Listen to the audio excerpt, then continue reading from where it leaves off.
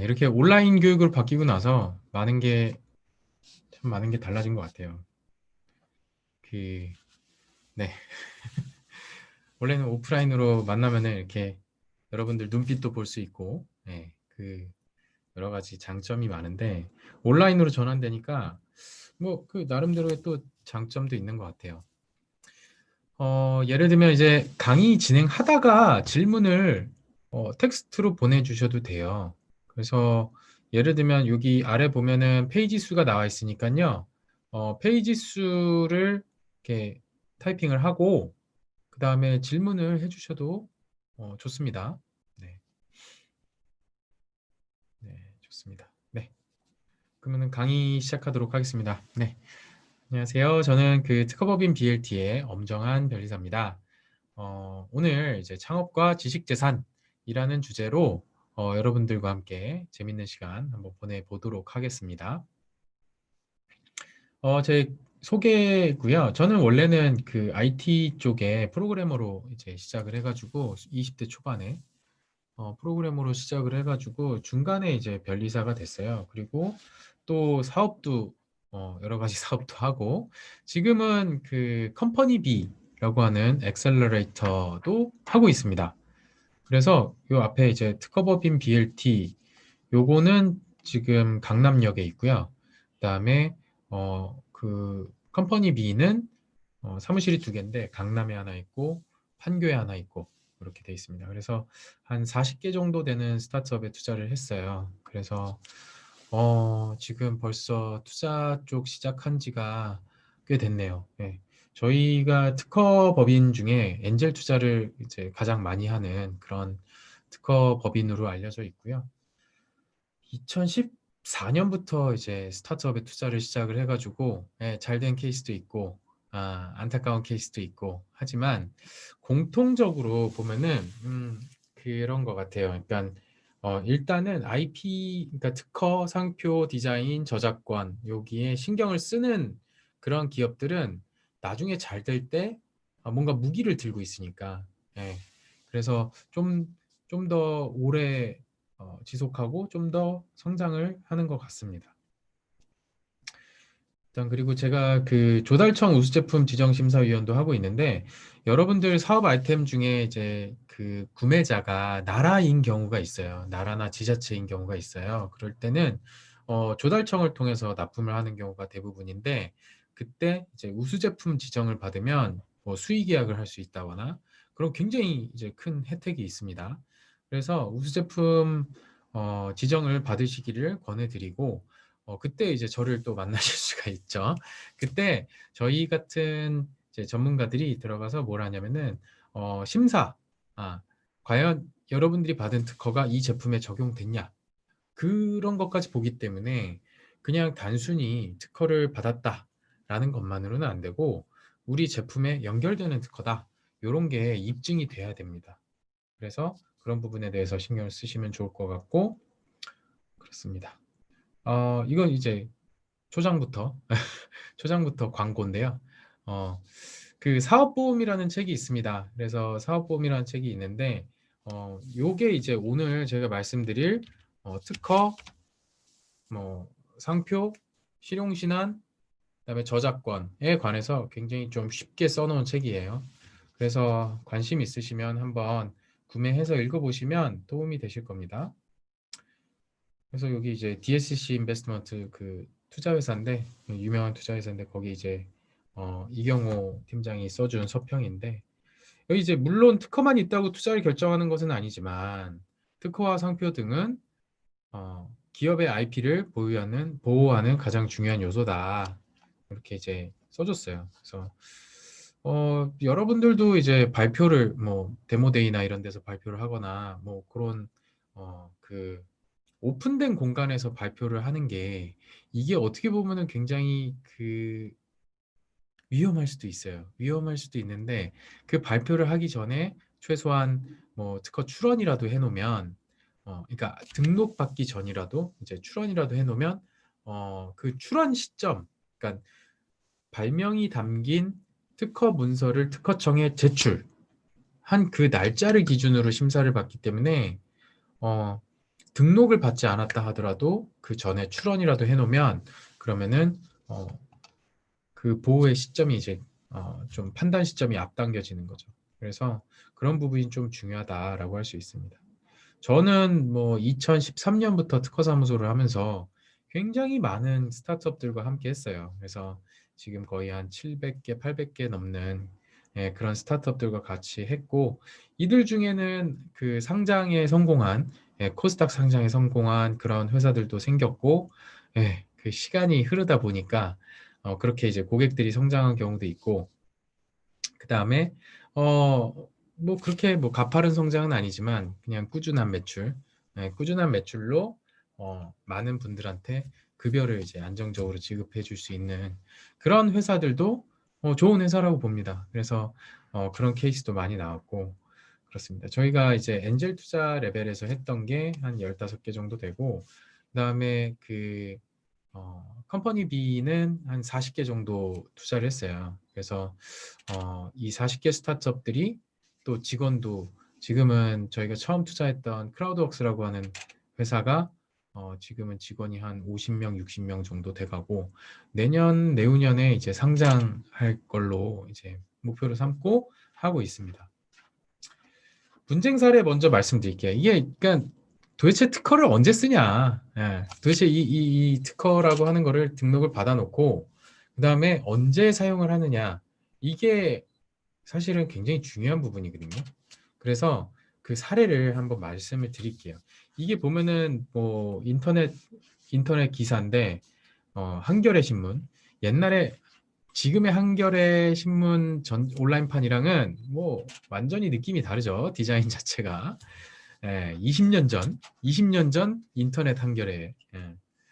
자, 여기 보면은 인터넷 접속 원클릭 서비스 공룡과의 특허 분쟁 이렇게 돼 있어요. 그래서 이게 그 원클릭이라고 하는 서비스인데 이게 뭐냐면은 지금처럼 뭐 지금은 아예 유선 인터넷도 별로 없죠. 지금은 거의 뭐 무선 인터넷, LTE, 5G 이렇게 돼 있는데 예전에는 전화선을 이렇게 PC에 꽂아가지고 데스크탑에다 전화선을 꽂아가지고 그다음에 모뎀이라고 하는 장치를 통해서 그 전화선을 인터넷선으로 이제 프로토콜을 바꿔주는 그런 방법이 이제 가정에서 인터넷을 사용할 수 있는 거의 유일한 수단이었어요. 그때 당시에도 전용선은 있었는데 전용선은 이제 그 설치를 해야 되는 거죠, 이제. 이어지는 거기까지. 근데 그때 당시에 이제 전화선이라고 하는 거는 각 가정마다 다 연결이 돼 있었던 거기 때문에 전화선을 인터넷이 가능하게 바꿔주는 그 프로토콜을 사용할 수 있게 해주는 프로그램이 그때 당시에 굉장히 혁신적이었어요. 그때 이 네오위즈라고 하는 회사가 여기 이제 지금은 나성균 의장님이죠. 벤처 1세대 나성균 의장님께서 이제 원클릭이라고 하는 프로그램을 만들어서 배포를 했어요. 무료로.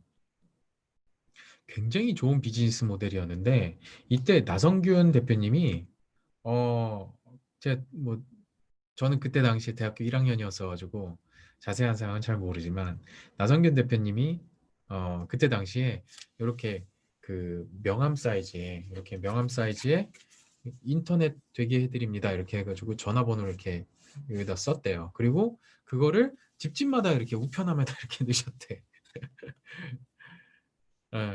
그래서 이제 전화 오면 주소 물어보고 그 다음에 이렇게 CD를 보내드렸대요. 그 CD 안에는 여기 보시는 이 원클릭 설치 프로그램이 담겨져 있는 거죠. 그래서 이 원클릭 설치 프로그램이 이제 설치가 되면 요 인터넷 접속 번호만 딱 누르면 그러면은 띠띠띠띠띠 하면서 이제 가래 끓는 소리가 좀 나면서 하더니 이제 인터넷이 연결이 되는 거죠. 아마 기억나시는 분들도 좀 있을 거예요.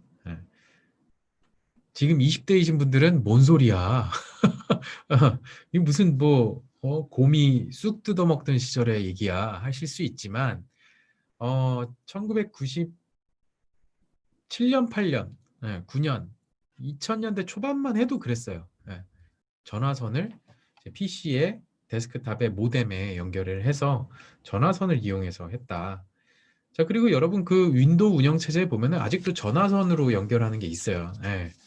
아, 김수진 네, 수강생님 기억난다고 하시네요. 아, 감사합니다. 이런 호응 좋아요. 좋아요. 마치 그 인터넷 방송하듯이 저는 강의를 하기 때문에 이런 반응 보여주시면 좋습니다. 네.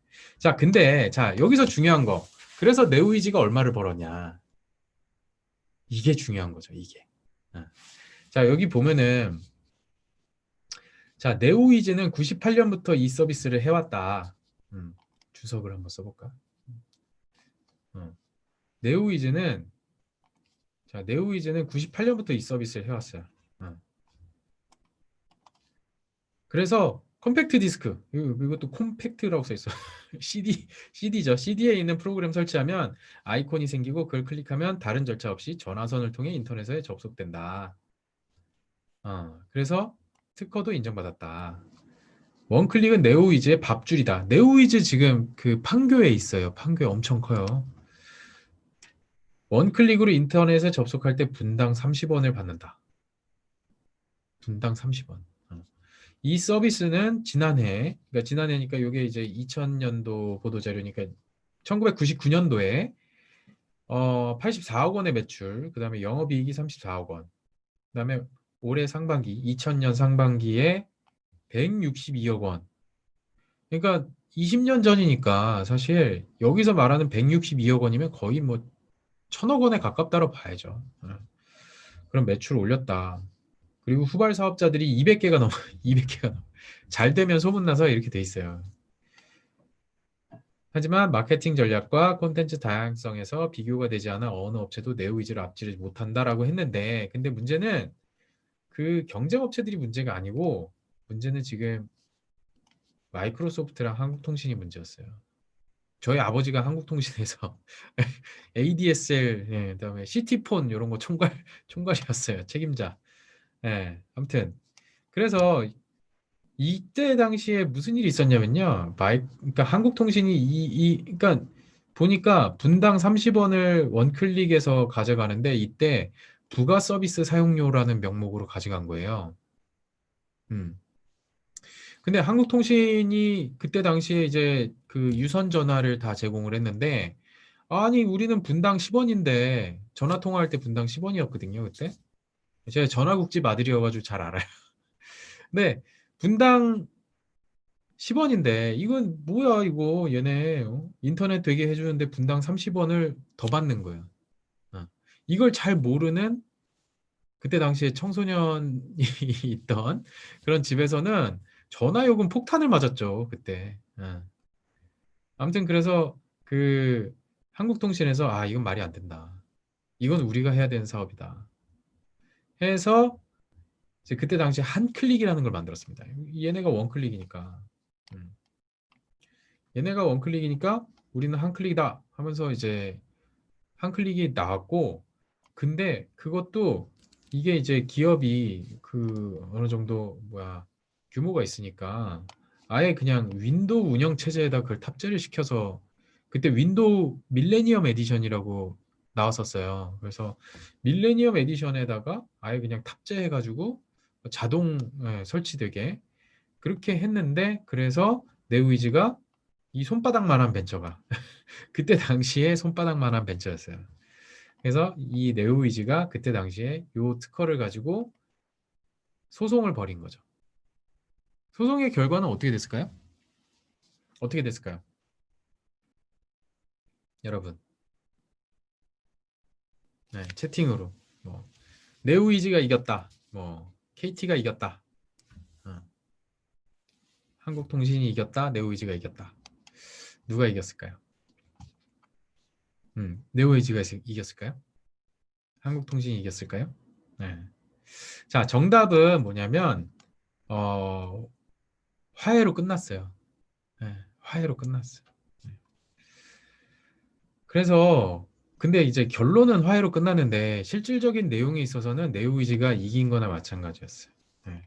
왜냐하면 이때 결국에는 한 클릭이 출시가 안 됐어요. 한 클릭이 이제 사용 중단이 됐죠. 사용 중단되고 그 다음에 그 부분에 대해서 이제 비즈니스적인 타협이 이루어지게 된 거죠. 그래서 특허는 소용이 없어. 특허는 뭐 필요 없어. 특허는 뭐 돈만 들어. 그런 경우도 있고요. 네. 그게 아니라 지금 이 사건을 보시면 아시겠지만 특허가 소용이 있는 경우가 있어요. 언제냐면 일단은 어, 새로운 시장이 열리는 그 아이템이어야 돼. 그 길목을 잡고 있는 아이템이어야 돼. 네. 그리고 돈으로 이어져야 돼. 네. 아시겠죠? 자, 그래서 이 특허를 보면요. 사실 제가 여기서 이제 청광 하나하나 이제 설명을 드리지는 않을 건데, 어쨌든 요 청광이라고 하는 게 뭐냐면은 내가 이런 발명을 했으니 특허청 당신들이 요 발명의 구성을 보고 새롭다라고 생각을 한다면 나한테 독점권을 주세요라고 하는 거예요. 음. 그래서 이 청구항에는 발명의 구성이 써 있어요. 뭐 내 발명이 얼마나 예쁘고 효과가 좋고 뭐 어쩌고저쩌고 그게 아니라 구성이 써 있어요. 드라이하게. 예. 내 발명이 굉장히 요런 구성으로 돼 있다. 요런 식으로 드라이하게 씁니다. 근데 여기 보면은 자 신기하죠? 청구항 5항부터 시작해. 이거 왜 그럴까? 이거 왜 그럴까? 청구항 1항부터 시작해야 되는데. 예. 물론 요즘에는 이제 청구항 보정을 한 다음에 그 숫자를 다시 재조정하기는 한데 근데 이때 당시에 요걸 담당했던 변리사님이 일단은 청구항 1항부터 4항까지는 다 날라간 거예요. 없어진 거야. 왜 없어지지? 특허 출원을 한 그 출원 당시의 내용에서 굉장히 구성 요소를 심플하게 이렇게 구성해서 특허청한테 심사를 해달라고 심사 청구를 했는데 특허청에서 심사를 해보니까 1항부터 4항에 있는 내용은 너무 심플해서 기존의 기술과 겹친다라고 해서 거절 이유 통지를 한 거예요. 거절 이유 통지를 하고 그래서 이때 이 특허 요 특허 굉장히 역사적인 특허예요. 요 특허를 담당했던 변리사님이 그 내용들을 끌어모아 가지고 청구항 5항에다가 이제 붙여놓은 거예요. 여기다 붙여놓으면은 발명의 구성이 더 복잡해져. 더 복잡해지니까 어떻게 돼요? 요 출원일 1999년 3월 12일 이전에 있었던 발명들과는 차이점이 생기는 거예요. 그러니까 발명 구성 요소가 붙으면 붙을수록. 그래서 이게 보면은 청구항에 여러 가지 요소들이 지금 써 있잖아요. 뭐 체크도 하고, 그 다음에 뭘 삭제를 하고, 재설치를 하고, 그 다음에 뭐 접속 항목도 체크하고. 그러니까 이게 뭐냐면은 등록받기 위해서 구성 요소를 좀 더 복잡하게 만든 거예요. 자, 그래서 구성 요소가 복잡하면 복잡할수록 등록 가능성은 높아진다. 그래서 얘가 등록이 된 거죠. 자, 등록 일자가 보니까 2000년 7월 4일이에요. 2000년 7월 4일. 자, 출원 일자는 이거는 제가 아까 말씀드렸죠. 특허청에 접수한 날짜. 특허청에 접수한 날짜. 자, 그러면은 발명 명세서를 작성하는데 거의 한 달에서 한 달 반 걸려요. 예. 왜냐하면 변리사가 쓰는 데는 뭐 며칠 안 걸리는데 근데 또 이게 맞냐 틀리냐 뭐 이런 그거를 이제 발명자랑 이제 얘기를 하면서 숙성시키는 과정이 한 달 반. 그리고 다른 사람 그런 사건도 진행 중일 테니까. 아무튼 그래서 이제 그 정도 걸리고 출원이 이게 99년 3월 12일 날 출원이 됐고 그다음에 2000년 7월 4일 날 등록이 된 거죠. 그러니까 한 1년 반 정도 걸린다라고 보시면 돼요. 1년 반 정도 걸린다. 1년 반 정도 등록이 이제 소요가 된다라고 보시면 됩니다. 아무튼 그래서 마이크로소프트랑 그 한국통신이 비즈니스를 못 펼쳤어요. 근데 그리고 나서 타격이 심했을까요? 네오위즈는 이걸로 계속 돈을 벌었을까요? 그렇지 않아요. 예, 그렇지 않아요. 네, 네라는 답변을 주셔가지고 좋아요. 예. 지금 회사 크죠? 근데 이때 이 원클릭으로 돈을 벌던 시기는 1998년부터 거의 한 2001년, 2년이라고 봐야 돼요. 몇 년 안 되는 거예요. 왜냐면 그 다음에 ADSL, 그 다음에 메가패스, 기억나시죠? 예, ADSL, 메가패스, 이렇게 전화선보다 4배 빠르다. 이게 ADSL 광고 캐치프레이즈였고, 메가패스는 진짜 그 이제 랜선이 집에 오는 거였죠. 어. 그렇게 해서 2002년도부터 우리나라의 인터넷 속도가 엄청나게 빨라졌기 때문에 더 이상 원클릭을 쓸 필요가 거의 없는 거예요. 그냥 저기 산간 벽지나 이렇게 전화선만 들어와 있는 그런 곳에서는 원클릭을 조금 더 오래 썼는데 그게 아니고는 메가패스 그게 이제 깔리면서 어 그러면서 어 유선 인터넷의 시대가 열린 거죠. 예. 모뎀이 아니라 랜카드의 시대가 온 거죠. 랜카드. 그러면서 이렇게 됐고 네오위즈 같은 경우에는 그거를 딱 보고 아 이거 안 되겠다. 우리는 세이클럽을 해야겠다. 그러면서 이제 그 부가 서비스 그러니까 인터넷에 접속되는 길목을 이렇게 이제 원클릭으로 가지고 있었기 때문에 그 다음에 여기다 뭘 붙여야 될까? 신규 사업을 만드는 거 되게 중요해요. 신규 사업 만드는 거 너무 중요한데 이 네오이즈가 그러고 나서 그 세이클럽, 세이클럽 요 채팅 이거 너무 재밌거든. 예. 그러니까 전에는 하이텔에 가입하거나 나우누리 가입하거나 뭐 천리안에 가입하거나 PC통신이라고 하는 파란색 창이 있잖아요. 그 응답하라 1994 이런 거 보시면 나오죠. 네. 근데 그런 이제 파란색 화면에서의 채팅도 재밌었는데 이때 네오이즈가 만든 세이클럽은 굉장히 혁신적이었어요. 막 아바타 나오고 막 하트 막 이미지 뿅뿅 날리고 막 그다음에 어 채팅만 하는 게 아니라 막 그랬어요. 그래서 그 서비스로 네오이즈가 돈을 더 벌었죠. 그리고 나서 이게 또 이 채팅 서비스가 이게 또 경쟁사가 그러니까 기술 진입 그러니까 기술 문턱이 높지 않은 기술들은요. 빨리빨리 바꿔줘야 돼. 빨리빨리. 사실 이 원클릭 서비스도 기술 문턱이 높은 게 아니에요. 이게 보면은 인터넷 접속하게 하는 원천 기술이 아니에요. 이 특허가 원천 특허다 이거는 아니에요. 다만 집에 계신 분이 집에 계신 분께서 이제 그냥 이거 그냥 버튼 하나만 딱 누르면 인터넷에 접속되게 하는 자동 설치 프로그램이었어요. 자동 설치 프로그램. 그러니까 이것도 비슷한 그런 그 제품들이 많이 나오기 시작했었죠. 근데 빨리 바꿔야 돼요. 빨리 다른 걸 해야 되고 빨리 새로운 아이템을 해야 되는 거예요. 자, 두 번째 사례. 요건 더 재밌어요. 요건 더 재밌는 사례예요. 여기 이제 그 허정선 대표님인데 허정선 대표님이 여러분들 잘 아시는 그 싸이월드 미니미를 만드신 분입니다. 미니미, 미니룸 이런 쪽. 그래서 여기는 이 오른쪽에 계신 분은 그 그저 그저 싸이월드 싸이월드의 상무님. 지금은 이제 싸이월드가 뭐 거의 문을 닫았죠. 문을 닫기 직전인가? 근데 어쨌든 이 아바타 특허라고 하는 굉장히 역사적인 특허를 여러분 보고 계십니다. 요 아바타 특허는요. 처음에 1999년 10월 25일 날 출원이 됐습니다. 출원이 됐다는 건 뭐냐면은 특허청에 접수가 됐다는 거예요. 1999년 10월 25일 날 특허청에 접수가 됐고요. 근데 이게 보면은 이게 뭐지? 2000년 9월 25일 날 또 뭐가 돼 있네? 출원 일자가? 어, 이건 뭐냐면요. 우선권 주장 출원이라고 하는 건데 이게 뭐냐면 특허 1과 특허 2가 연결되는 거예요.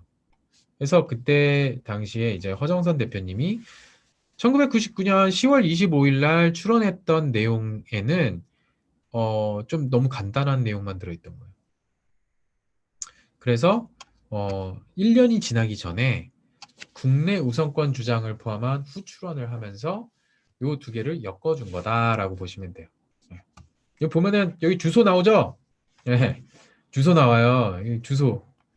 여러분 특허 문서에 왜 특허권자랑 발명자의 주소가 왜 나올까요? 이거 퀴즈인데. 뭔가 선물이라도 드려야 되는데. 이거 여기 왜 여러분 그 발명을 하잖아요. 그리고 특허 출원하잖아요. 그러면은 여러분들 주소가 여기 박히게 되어 있습니다. 맞아요. 예, 김수현님 맞았어요. 연락하라고. 어. 이게 특허 역사적으로 굉장히 의미가 있는 그런 부분인데, 모르겠어요. 이제 지금 뭐 워낙에 온라인 마케팅이 너무 심해서 앞으로 없어질 수도 있는데, 이게 뭐냐면요. 그 예전에 제임스 와트, 뭐야, 증기기관, 증기기관을 발명한 제임스 와트가 영국에서 이제 특허를 냈죠.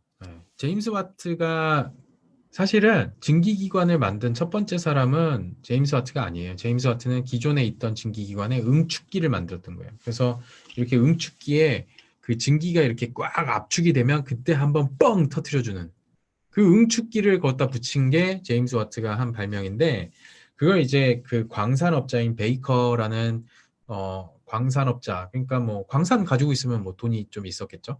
그래서 베이커라고 하는 사람이 어 제임스 와트를 찾아가 가지고 당신 이 아이디어 나랑 같이 사업을 하자라고 해서 제임스 와트는 특허를 출자하고, 그다음에 우리 그 베이커는 돈을 출자하고 해서 그때 증기기관을 만든 거예요. 굉장히 효율성 있는 왓슨 기관이라고 하는, 제임스 왓슨인가 와튼인가, 하여튼 제임스 와트 기관, 증기기관을 만들어 가지고 그게 이제 대박이 난 거죠. 그러니까 광산에서 그 폐수, 오폐수 뭐 이런 것들을 재련소와 광산이나 이런 데서 오폐수, 뭐 처리수를 퍼내는 거를 자동화시킨 거예요. 그래서 그게 어떻게 된 거냐면, 제임스 와트의 특허증에 그렇게 주소가 썼어요.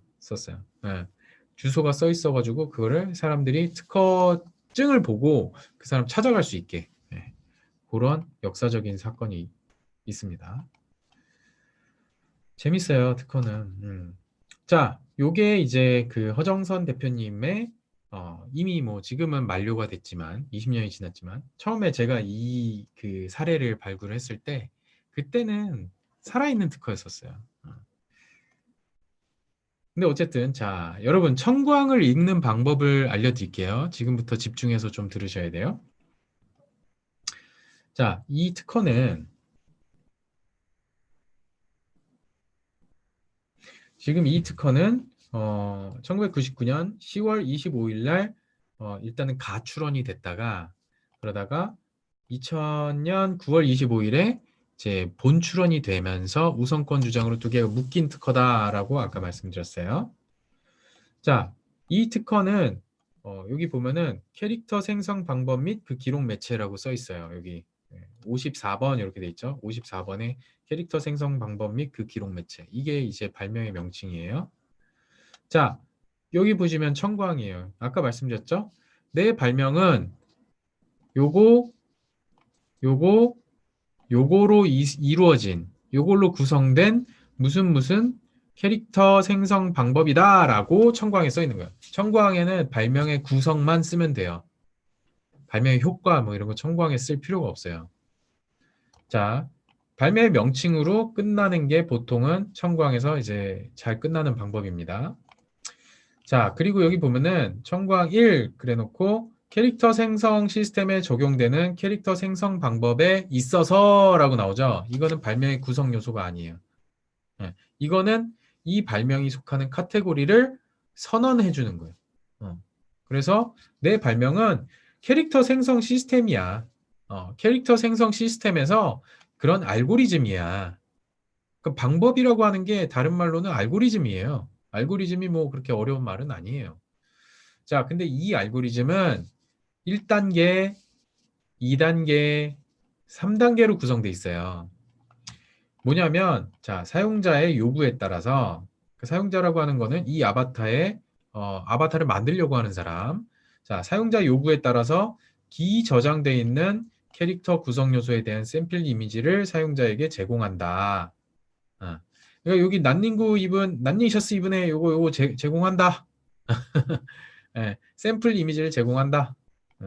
자, 두 번째는 사용자에 의하여 선택된 각 캐릭터의 구성 요소에 대한 샘플 이미지를 부위별로 합성한다.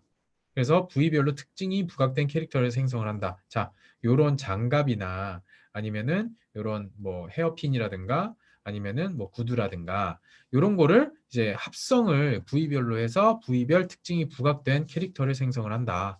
자, 세 번째 단계. 사용자의 요구에 따라 이미 캐릭터 일부로 합성되어 있는 캐릭터 구성 요소에 대한 이미지 특징 정보를 변경을 한다. 예. 그러니까 이걸 이제 픽스 하는 거죠. 픽스. 예. 이걸로 최종 결정하는 거죠. 를 포함하는 캐릭터 생성 방법.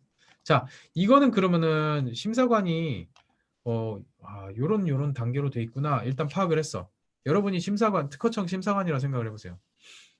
일단은 지금 1, 2, 3단계로 돼 있고 그 1, 2, 3단계가 포함되어 있는 그런 발명, 그런 알고리즘, 소프트웨어 발명을 이렇게 만들었어. 그리고 나서 심사관이 언제를 기준으로 심사를 할까요? 이거랑 똑같은 구성의 발명이 있었는지 없었는지를 판단하는 게 신규성이라고 하는 특허청의 등록 요건이에요. 자, 언제를 기준으로 할까요? 자, 우선권 주장이 돼 있기 때문에 요게 이제 출원 일자가 2000년 9월 25일이지만 1999년 10월 25일 기준으로 해서 심사를 진행을 한다라고 보시면 돼요. 만약에 요게 이제 요 청구항이 그 두 개의 특허의 교집합 부분이라고 한다면 그러면은 앞에 먼저 출원해 놨던 그 날짜 있잖아요. 그 날짜 기준으로 한다. 보시면 돼요. 그래서 등록이 됐고 이게 보면은 중간에 자 여기 보면은 2003년도에 등록이 됐어요. 그리고 2006년도에 M게임 M게임에서 이게 보면은 Registration of Partial Transfer 그러니까 지분 일부 그러니까 특허도 지분을 일부를 매각을 할 수가 있어요. 특허를 통째로 팔아야 되는 게 아니에요. 그래서 특허를 어, 이렇게 이제 특허를 사러 오는 사람들이 있을 때 뭐 일부만 파는 경우도 있어요. 일부를 팔게 되면 공유하게 되는 거예요. 공유. 그러면은 공유하게 되면은 그 특허를 그 특허의 일부분 뭐 1단계만 쓰고 뭐 2단계만 쓰고 그게 아니에요. 특허는 이 구성 전체가 하나로서 의미가 있는 거기 때문에 일단은 여기 이제 공유 지분권자 됐다 그러면은 그 특허를 다 쓸 수 있는 거예요. 그러니까 이게 이제 요게 지분 일부가 넘어갔다 2006년도에 그 말은 뭘 의미하냐면 2006년도에 M게임에서 허정선 대표님의 지분을 사갔다. 이렇게 봐도 무방하다라는 거죠. 그리고 2007년도에 NHN이 사갔다. NHN 그때 당시에 NHN이니까 이제 네이버죠, 네이버. 네. 그리고 버디버디도 사갔다. 네. 그때 당시에 버디버디가 또 한창 핫했으니까. 아무튼 그래서 이 특허는 굉장히 어, 재밌죠. 재밌는 특허고 어떻게 이거를 특허를 낼 생각을 했을까? 보통은 만들기 바빠요. 뭔가 만들어가지고 출시하고 투자자 만나고 뭐 그거에 바쁜데 허정선 대표님이 이거를 만들어서 특허도 내시고 정말 너무 잘하셨던 것 같아. 그 다음에 특허도 청광이 잘 나왔어. 어. 이 청구항이 되게 그때 당시에 이런 소프트웨어 특허가 많지 않았던 시기예요. 근데 청구항이 되게 깔끔하게 잘 나왔다. 그래서 권리가 충분히 보호가 됐다. 충분히 보호가 되는 특허는요, 이렇게 합의를 하러 들어오지. 그러니까 지분을 팔아주세요. 우리도 좀 할 수 있게 해주세요. 그러니까 뭐 이걸 뭐 얼마 주고 팔았다 이건 난 잘 몰라요. 근데 뭐 매출의 몇 퍼센트 이렇게 받고 팔았을 수도 있고. 근데 어쨌든 이런 식으로 해서 음, 좋은 특허들은 그렇게 공용들 뭐 한국통신 뭐 마이크로소프트 같은 그런 공용들을 공포에 떨게 할 수도 있고 그 다음에 좋은 특허들은 이런 식으로 어, 이제 M게임, 네이버, 버디버디 뭐 이런 예, 그때 당시를 기준으로 예, 큰 회사들을 이제 그 협상 테이블에 앉게 할 수가 있는 거죠. 예. 자, 근데 특허에 상처받은 사람들이 오히려 더 많아요. 그 왜 그러냐면은 저도 변리사지만 이게 새로운 기술을 생각해내는 것도 어려운데 그거를 생각해낸 다음에 그 새로운 기술이 이 시장의 표준이 되게 하는 그 레벨까지 끌어올리는 게 너무 힘든 일이에요, 그거는. 이건 특허에 관한 얘기가 아니라 비즈니스에 관한 얘기예요. 그러니까, 자, 특허 받으려면 어떻게 해야 돼? 세상에 없는 거야 돼. 또는 기존에 있던 거를 문제점을 개선을 시켜야 돼. 응. 근데 지금 그걸 개선하는 아이디어 내는 것도 힘든데, 거기다가 그 기술이나 제품이 또 잘 만들어야 돼. 예.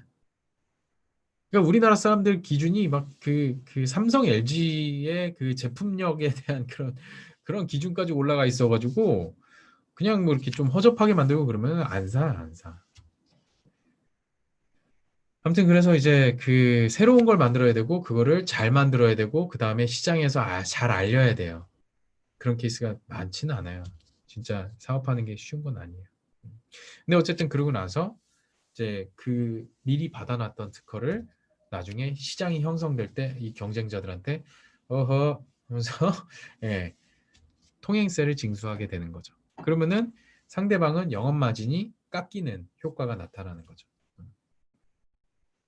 그래서 미국이 중국한테 그 지식재산권에 대해서 룰을 지켜라라고 계속 그러는 거예요. 트럼프가 그거는 맞는 얘기 하는 거예요. 그러니까 중국 같은 경우에는 예전에 그 중국의 특허법이 좀 부실했을 때 그때 이제 통신 관련된 표준 특허나 이런 것들을 좀 많이 무시했기 때문에 삼성이 내는 그 통신 표준 관련된 라이센스비가 어마어마한데 근데 중국 제조업체들은 그런 거를 무시하고 뭐 내수해서 팔면 되니까 뭐 그런 경우가 좀 많았었어요. 그래서 그런 부분에 대해서는 좀 개선이 돼가고 있지 않나 뭐 그런 생각이 듭니다. 자, 그리고 나서 이제 특허 이론 중에 가장 중요한 뭐 그런 부분 중에 하나입니다. 자, 자, 이 휠에 대한 특허권자 A가 있어요. 자, 그리고 이 휠과 비슷한 걸 만드는 생산업자 B가 있어요. 그리고 이 B는 이미 제조업자 C랑 계약을 맺고 C한테 납품을 하고 있어요. 음. 자, 그리고 유통업자인 D가 있어요. 이 사람은 유통을 하는 거고. 음. 자, 그리고 운송업자 E가 있어요. 음.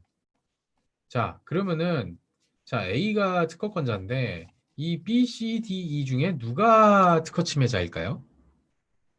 정답은 B, C, D, E. 자, 정답은 전부 다예요. 전부 다. 전부 다. 전부 다 특허 침해자에 해당합니다.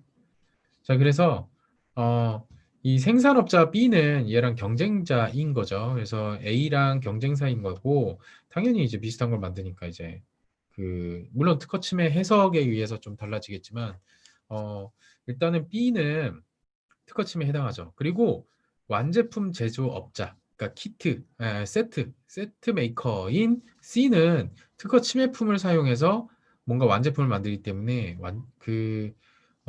침해자에 해당해요.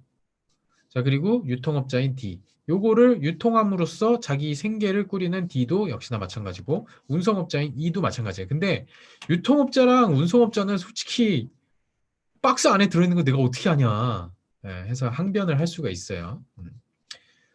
근데 운송업자는 그런 항변을 할 수 있어요. 근데 이제 유통업자 같은 경우에는 걸리는 경우가 많이 있어요. 그래서 이거는 상표권에서도 마찬가지 문제예요. 이따가 상표권도 할 건데 상표권에서도 마찬가지 문제가 있어요.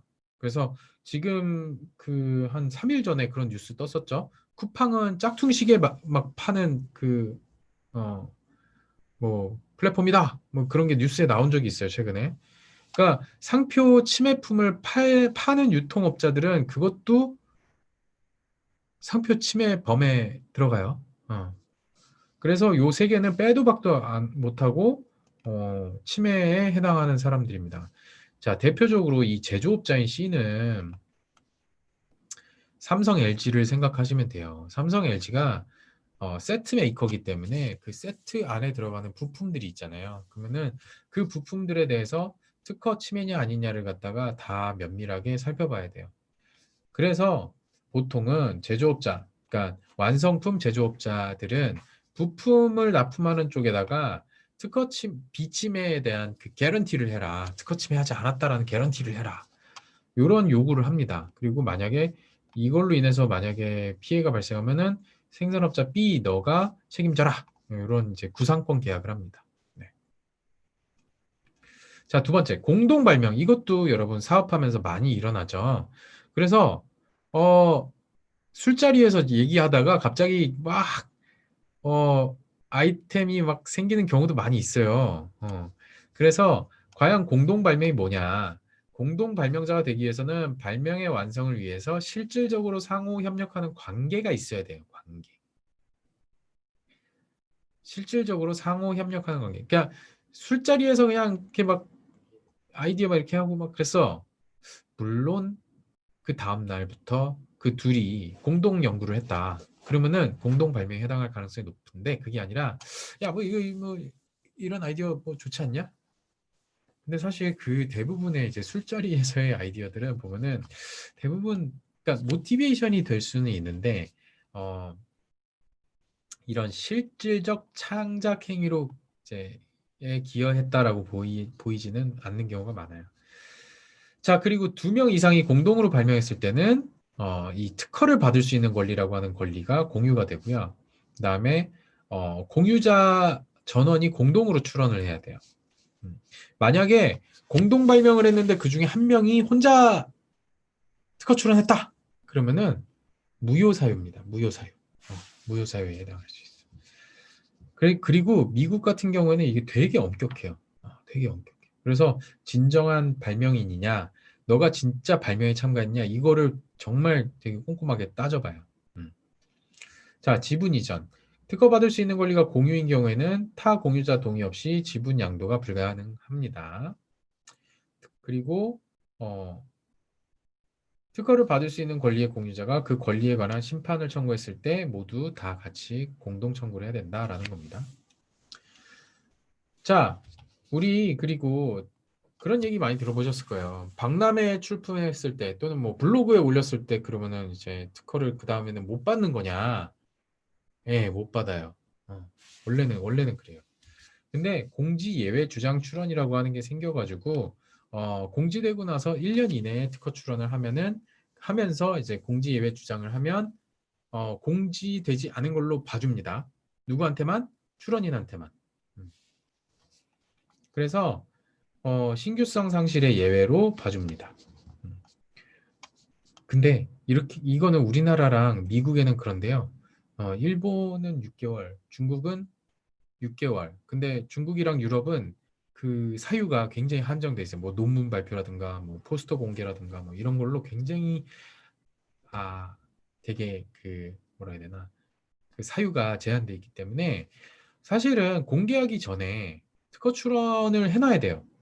음, 그게 제일 좋은 방법입니다. 자, 그리고 아까 전에 봤지만 특허 출원하고 나서 보통은 한 1년 반 정도 걸려요. 등록받는데. 자, 근데 이 우선 심사라고 하는 거는 이거를 6개월 정도로 단축을 시켜준다. 이렇게 보시면 돼요. 심사 청구를 해야 심사를 합니다. 우리나라에서는. 나라마다 좀 달라요. 어, 그러니까 특허 출원하고 나서 심사 청구를 해야 심사관이 딱 붙어서 심사를 개시를 합니다. 자, 근데 우선 심사를 하면, 그러니까 원래 그리고 심사는 심사 청구 순서에 따라서 하는데, 이 우선 심사를 신청하면, 이제 땡겨서 심사를 해줍니다. 누구든지 우선 심사를 청구를 할 수가 있어요. 그리고, 근데 누구든지 신청은 할 수 있는데, 다 받아주진 않아요. 그러니까 누군가가 무단으로 카피를 하고 있다. 그러면은 신청할 수 있어요. 근데 신청할 때 누군가가 카피하고 있어요라고 하는 내용을 소명을 해야 돼. 그래서 변리사한테 맡겨야 하는 이유 중에 하나죠. 이런 우선 심사 같은 경우에는 개인이 하기 힘들어요. 자, 그리고 뭐 벤처기업 확인을 받았다. 그럼 우선 심사 신청을 할 수가 있습니다. 그래서 벤처기업 확인이 여러 군데로 이제 쓸모가 많이 있어요. 자, 그리고 이제부터는 해외 출원에 관한 얘기를 조금 하고 50분부터 이제 좀만 쉬고 다시 하도록 할게요. 자, 조약 우선권 주장 출원이라고 하는 게 있는데, 자, 조약이 뭐지? 이 특허라고 하는 제도는요, 조약이 굉장히 일찍부터 체결이 돼 있었어요. 예, 그 을사조약 뭐 이런 거 있잖아요. 근데 그 을사조약보다 훨씬 전에 체결돼 있었어요. 이게 파리 조약이라고 하는 건데, 공업 소유권에 관한 파리 협약, 파리 조약 이렇게 해가지고 파리에 모여가지고 전 세계 사람들이 파리에 모여가지고 뭘 했냐면은 자, 특허청에 접수된 날짜부터 이제 심사를 하는 거는 뭐, 그러니까 특허청 접수된 날짜를 기준으로 심사하는 거는 오케이. 근데 이거 우리는 영국에서 발명해서 특허 출원했는데 근데 동시에 프랑스에 와서도 해야 돼. 이거는 시간적으로 불가능하잖아요. 그러니까 파리에 모여가지고 뭐를 이제 조약을 체결했냐면 어, 최초 출원 일자로부터 1년이 지나지 않으면 그러면은 다른 나라에 출원을 할 때 조약에 의한 우선권. 그러니까 우선이라고 하는 건 뭐냐면은 결국에는 그 뒤에 출원을 하는데 요 뒤에 출원하는데 요 앞에 A라고 돼 있는 요 얘를 우선하는 특허다라고 하는 그 주장을 받아들여 주자라는 얘기예요. 그래서 지금 보면은 요 우선권 출원을 할 때 여기 보면 A라는 발명이 들어가 있잖아요. 이 A는 요때 1년이 지나기 전, 1년이 지나기 전, 요때 출원이 됐던 애를 데려올 수 있다. 그러면은 이 특허를 심사를 할 때는 요 A는 2011년 5월 3일 날 기준으로 요 A보다 먼저 A랑 비슷한 선행 기술이 있는지를 판단해 준다 이거예요. 아시겠죠? 그러니까 바꿔서 쉽게 말하면 우리나라에 출원하고 미국에서 1년 안에 우리나라 출원일로부터 1년 안에 출원을 진행을 하면 그러면은 우리나라에서 출원한 날짜로 심사를 진행을 해줄게 라고 하는 겁니다. 그걸 이제 파리에서 모여가지고 그 협약을 했어요. 그리고 우리나라도 나중에 대한민국이 설립이 되고 나서 나중에 그 가입했죠. 아, 아니다. 우리 일제시대 때 일제시대 때도 그 총독부에 이 특허 제도가 있었어요. 그래가지고 어, 일제시대 때도 이 조약에 가입돼 있던 그런 나라였죠. 예, 일본이. 그리고 우리나라가 독립하고 나서 그 조약은 당연히 예, 그러니까 가입을 했죠. 자, 그리고 국내 우선권 주장 출원이라고 하는 제도가 있는데 이게 뭐냐면은 우리 스타트업들한테 굉장히 중요한 거예요. 지금 보면은 국내 우선권 주장 출원을 한 특허에 이게 허정선 대표님이. 그러니까 1999년 10월 25일 날 특허 출원했어. 근데 뭔가 내용이 좀 그렇게 꽉 차 있지 않아. 예, 속이 꽉 찬 만두를 내가 특허를 받아야 되는데 속이 이렇게 좀 허전해. 근데 아이디어 코어는 다 들어있어. 그럴 경우에는 1년이네. 이거 보면은 1999년 10월 25일인데 여기는 2000년 9월 25일인 거죠. 그러니까 얘가 후출원이고 이 후출원하면서 앞에 1년 되기 전에 출원했던 거를 묶어준다 이거예요. 그게 국내 우선권 주장 출원이에요. 자, 그래서 발명의 판단 시점이 소급된다. 이거 굉장한 메리트예요. 그래서 자, 어떡하지? 나 다음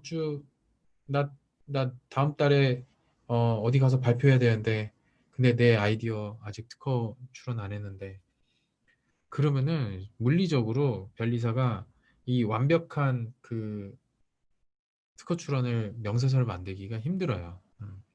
그래서 그럴 때는 그 사업 계획서를 최대한 이제 잘 넣어서 이제 가출원을 하고 그 다음에 1년 지나기 전에 개발을 해가지고 좀 더 디테일하게 기술을 좀 더 많이 디벨롭 시켜서 출원하고 두 개를 묶는 거죠. 그걸 이제 국내 우선권 주장 출원이라고 합니다. 그래서 요게 교집합되는 날짜로 이렇게 소급해서 판단된다. 이렇게 보시면 됩니다. 자, 그리고 특허 이론 중에 이제 해외 출원 중에 가장 중요한 마지막 세 번째 PCT 국제특허 출원. 이거 많이 들어보셨죠? PCT. 이거는 뭐냐면은 Patent Cooperation Treaty. 그래서 국제 협력 조약이라고 하는 그 제도에 의해서 국제 출원서를 제출을 하면 그러면은 우선일로부터 그러니까 우선일은 맨 앞에 날짜 그러니까 뭐 이거 여러 번 엮을 수도 있거든요. 그러면은 맨 앞에 날짜 우선일로부터 30개월 또는 31개월 또는 32개월인데 그냥 30개월이라고 알아놓는 게 더 편해요. 왜냐면 제일 짧으니까. 그래서 2년 6개월 가장 앞선 날짜로 인정받는 그 특허에로부터 2년 6개월 이내에 이제 국제 출원소에 지정한 국가에 국내 단계로 진입하면 됩니다. 그러니까 PCT, 그러니까 우리나라 특허를 먼저 출원하고 그다음에 PCT 국제 특허 출원을 1년 안에 하고, 왜냐면 또 조약 우선권이나 국내 우선권이 적용이 돼야 앞에 국내 특허로부터 1년 안에 PCT 국제 특허를 하고, 그다음에 앞에 국내 특허가 이제 우선 일자가 여기가 있기 때문에 국내 특허 출원일로부터 2년 6개월 사이에 어, 어느 나라에 들어갈지를 선택을 하면 된다라는 거예요. 그러니까 일본에 수출하든 중국에 수출하든 미국에 수출하든 다 PCT에 가입돼 있기 때문에 이런 식으로 해서 이제 제도를 만들어 놓은 게 바로 PCT입니다. 자, 이 조약 우선권 주장 출원이랑 뭐가 다르냐? 조약 우선권 주장 출원은 딱 그거라 보시면 돼요. 그러니까 우리나라에서 출원했는데 1년 이내에 이렇게 출원해서 해외에 나갈 수 있는 다이렉트 해외 출원이라 이렇게 보시면 돼요. 다이렉트 해외 출원. 근데 PCT는 뭐냐면은 이거는 우리나라 출원일로부터 1년 이내에 PCT 출원하고 그 다음에 우리나라 출원일로부터 2년 반 이내에 어느 나라로 들어갈지 선택하고 번역문 내고 수수료 내고, 그러면은 이게 날짜가 훨씬 더 길어지는 효과가 있어요. 그러니까 PCT 제도를 이용하잖아요. 그러면은 일단은 선택 자체도 좀 나중에 선택해야 되고, 그다음에 그 어느 나라로 진입할지를 나중에 이제 판단하면 돼요. 그러니까 우리가 어떤 뭐 바이어를 만난다던가 뭔가 전시회에서 누구 뭐 해외 파트너를 만났다 그러면은 이 사업이 진행되는 게 1년 안에 되지 않아요. 오래 걸려요. 그러면은 요 PCT를 해놓고 내가 이게 PCT 해놨으니까 그 저기 뭐 말레이시아 특허는 당신이 가지시오. 근데 이 비용은 당신이 내시오. 그리고 매출의 몇 프로 이런 식으로 계약이 된다는 거죠. PCT가 있으면. 잠재적인 특허 출원이라고 보면 돼요. 잠재적 국제 특허 출원. 그리고 PCT는 별도의 등록이 없어요. 각 나라마다 다시 또 들어가야 돼. 그렇죠? 그 대신에 시간적 여유는 얻을 수 있다. 그렇습니다. 요거는 좀 쉬었다가 우리 10분 정도 쉬었다가 이따가 6시 5분에 다시 시작을 하도록 하겠습니다.